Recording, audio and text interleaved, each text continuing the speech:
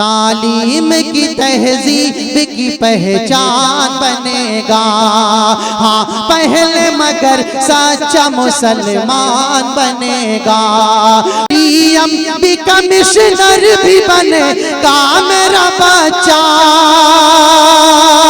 D M بھی commissioner بھی بنے گا میرا بچہ، ہاں پہلے مگر حافظ قرآن بنے گا، ہاں پہلے مگر حافظ قرآن۔ السلام علیکم ورحمۃ اللہ وبرکاتہ۔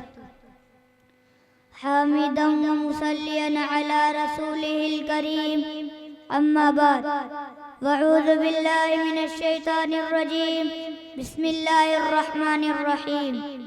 لقد كان لكم في رسول الله أسوة حسنة، صدق الله العظیم۔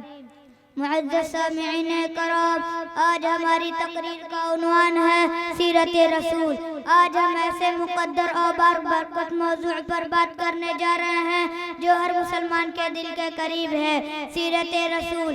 آج ہم ایسے مقدر سیرت رسول یعنی ہمارے محمد صلی اللہ علیہ وسلم کی زندگی، بے شک محمد صلی اللہ علیہ وسلم کی زندگی، قرآن مجید میں اللہ رب العزت فرماتا ہے لَقَدْ كَانَ لَكُمْ فِي رَسُولِ اللَّهِ أُسْوَةٌ حَسَنَةٌ، بے شک رسول اللہ صلی اللہ علیہ وسلم کی زندگی تمہارے لیے بہترین نمونہ ہے۔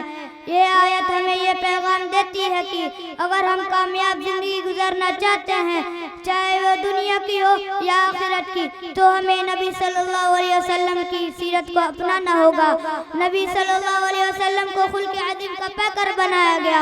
حضرت عائشہ رضی اللہ عنہ فرماتی ہیں آپ کا اخلاق قرآن تھا، آپ رحمت للعالمین تھے، بچوں پر شفقت، بوڑھوں کا احترام، غلاموں کے ساتھ و مواد، دشمن سے درگزر، یہ سب آپ کے سیرت کے روشن پہلو ہی تھے۔ محترم حضرات، آپ صلی اللہ علیہ وسلم کا صبر و استقامت کا حال یہ تھا، فتح مکہ کے دن جب آپ صلی اللہ علیہ وسلم کو مکمل اختیار حاصل تھا تو آپ صلی اللہ علیہ وسلم نے اپنے سارے دشمنوں کو معاف کر دیا۔ السلام علیکم۔